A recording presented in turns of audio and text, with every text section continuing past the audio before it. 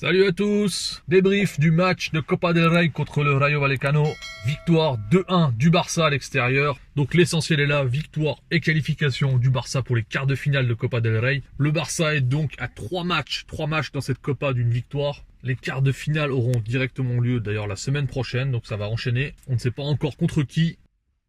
Alors sur ce match précis, qu'est-ce qu'on peut garder? Tout d'abord, le coaching. On arrive enfin vers quelque chose de cohérent, vers quelque chose que Koeman aurait sûrement dû faire bien avant, c'est-à-dire aligner un 11 quasi titulaire, un 11 qui est proche de son 11 type avec 2 changements, 3 changements, avec un tout petit peu de rotation. C'est ce qui permet d'avoir une équipe compétitive et en même temps avoir un tout petit peu de rotation à chaque match. Et ça, c'est ce qu'il faut faire tout le temps, continuellement, tout au long de la saison, pour avoir un effectif qui arrive frais et compétitif au printemps. Donc voilà pour ce premier point. L'autre point, c'est le dispositif. Sur tout le mois de janvier, en fait, peu importe les joueurs alignés, peu importe les changements et peu importe la rotation qui a été appliquée, l'équipe essaye d'évoluer dans le même dispositif. C'est-à-dire avec 2 profils d'attaquants sur les côtés, un vrai ailier à droite, un faux ailier à gauche, que ce soit Martin Braithwaite ou Antoine Griezmann, un faux neuf meneur de jeu, donc qui est Lionel Messi, et quand Lionel Messi n'est pas là, c'est Griezmann qui vient prendre ce poste, et donc ce milieu de terrain avec Busquets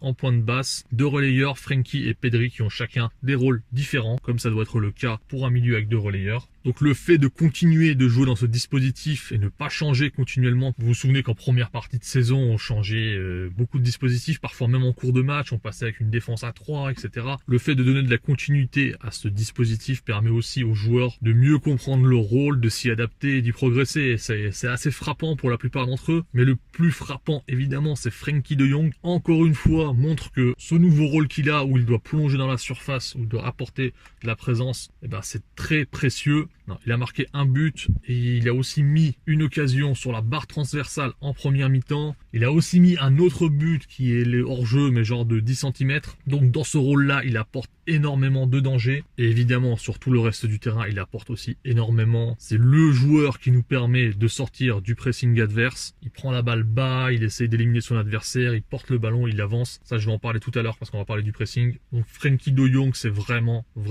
la révélation entre guillemets. Je dis entre guillemets parce que c'est quand même un joueur qu'on a payé 75 millions, on l'a recruté pour être un joueur performant au milieu de terrain, c'est censé être notre relayeur pour les 10 prochaines années. Donc on est en droit d'attendre ça. Mais tout le début de saison où il était cantonné à ce rôle à gauche dans le double pivot, Koeman essayait de lui donner un rôle qui ressemblait à ce qu'il avait à l'Ajax. Finalement, dans le contexte du Barça, ça l'handicapait plus qu'autre chose. Il était obligé de beaucoup s'appuyer sur ses qualités individuelles, essayer de faire la différence de façon individuelle, parce que autour de lui, ça ne fonctionnait pas. Et du coup, ça l'handicapait lui aussi. Au final, on voit que aujourd'hui, dans ce rôle de relayeur, là où il jouait au tout début au Barça, c'est là où il performe le plus, et ce qu'il montre est vraiment rassurant pour l'avenir. Et pour les points positifs, j'ai envie de vous dire que c'est tout. Il n'y a pas grand chose d'autre à tirer au vu de l'adversité. Maintenant, il y a des points négatifs. C'est des choses qu'on a déjà vues, mais malheureusement, ça se répète, même contre un adversaire qui est une classe ou 2 classes en dessous de nous. Tout d'abord, les coups de pied arrêtés. Bon, ça, je pense que tout le monde l'a remarqué. Même le Rayo, sur des coups de pied arrêtés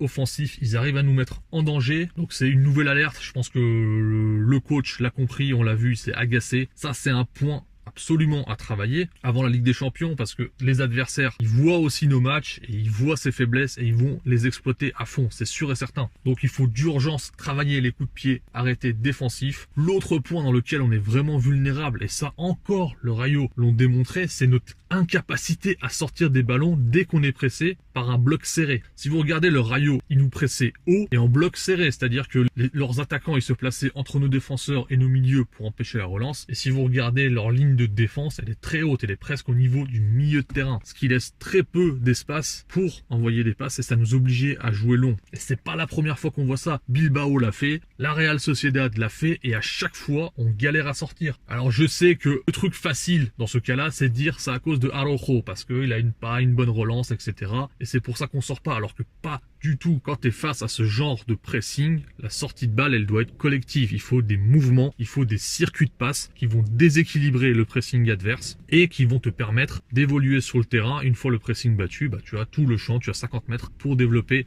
ta transition. Sauf que ce qu'on voit au Barça depuis le début de saison, et ça fait quand même 2 mois et demi, 3 mois que je le dis dans les vidéos, c'est que on a régressé sur les sorties de balles. On a très peu de schémas finalement, et on s'appuie surtout sur des individualités. On s'appuie sur Léo Messi, quand on arrive à trouver une passe vers Lionel Messi entre les lignes et qu'il contrôle le ballon, bah évidemment il te fait des miracles, hein, parce que même s'il est pressé par 2 joueurs, il va se retourner, il va les éliminer et du coup le pressing de l'adversaire est battu. Ou alors si on arrive à filer la balle à Frenkie de Jong, il va lui également faire parler ses qualités individuelles, il va réussir à éliminer son adversaire direct et il a une capacité à accélérer, à porter le ballon et gagner des mètres. Donc on ne sort des ballons quasiment que par des exploits individuels et non par des actions collectives. Et une fois de plus, ce n'est pas une question de qualité puisqu'on a quand même Clément Lenglet qui est censé être un très bon relanceur. On a un joueur comme Sergio Busquets qui est un très bon relanceur aussi. On a Frenkie de Jong, on a Pedri, on a Lionel Messi. On a que des joueurs de qualité dans cet exercice-là. Les équipes qui ont bien travaillé leur sortie de balle avec des joueurs de moins bonne qualité, ils font de meilleures sorties de balle. Si vous regardez même le Real Madrid, avec le travail qui a été fait cette saison suite au match, je pense que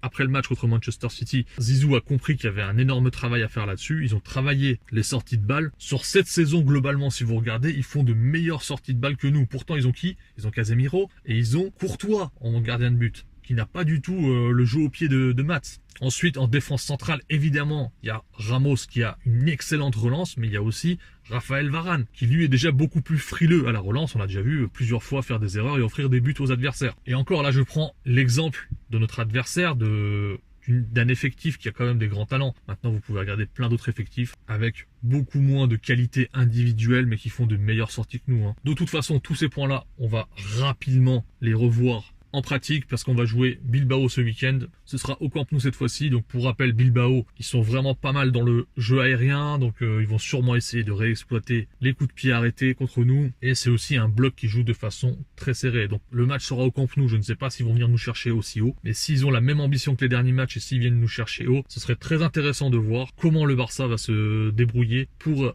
battre leur pressing. Et je pense que c'est un formidable exercice en vue de préparer la Ligue des Champions. Allez, je vous garde pas plus longtemps. Je pense qu'on aura des choses beaucoup plus intéressantes à dire tactiquement après le match contre Bilbao. Donc je vous donne rendez-vous lundi. Allez, ciao!